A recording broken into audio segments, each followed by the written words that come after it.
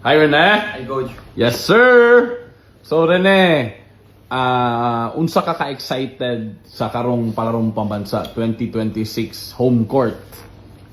Excited kayo, Coach, kay home court na akong dulaan. So, grabe yung experience kay mas doble pa nga effort akong ihatag para sa dula.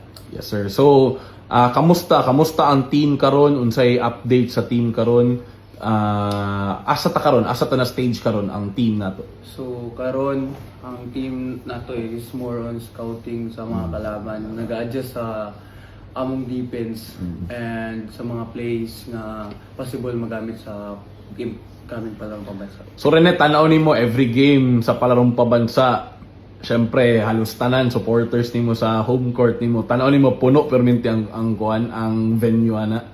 Marag, Coach. For sure. Coach. So, Rene, ang imong tibok family ba mo adto karong palarong pabansa? Opo, Coach. Sige. So, Rene, unsa ang gina-expect nimo na buhaton sa mga kalaban nato against us? Kaya syempre, coming from a palarong pabansa champion, unsa sila kag tanaw nimo unsa sila kagigil na pildihon ta? So, sa among experience, tanan nga makalaban na lahat ng nakalaban namin is times 2 talaga ang ginagalingan nila para lang matalo.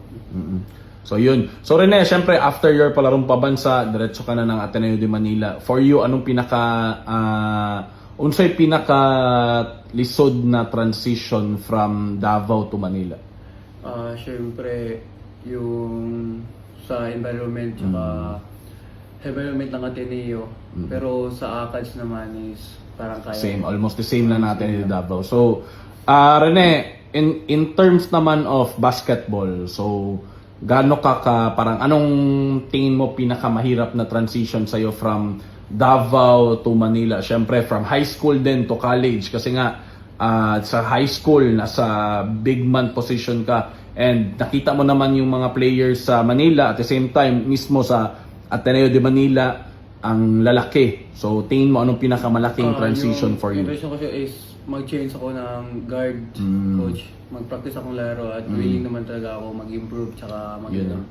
So, tingin mo rin anong pinaka special, pinaka mabigay mo sa team sa Ateneo de Manila? Yung palaging coach, padawag sa court tsaka ibibigay lahat kada laro. Ayun. So, Rene, invite mo naman yung mga taga-Agusan, pati yung mga taga-Davao sa mga games natin sa palarong pambansa. So guys, we have a game on May 25, palarong pambansa sa Agusan del Sur. Manood kayo lahat sa mga taga-Agusan o sa mga taga-Davao. Ayun. See you all. Yes, sir! Good job, Rene.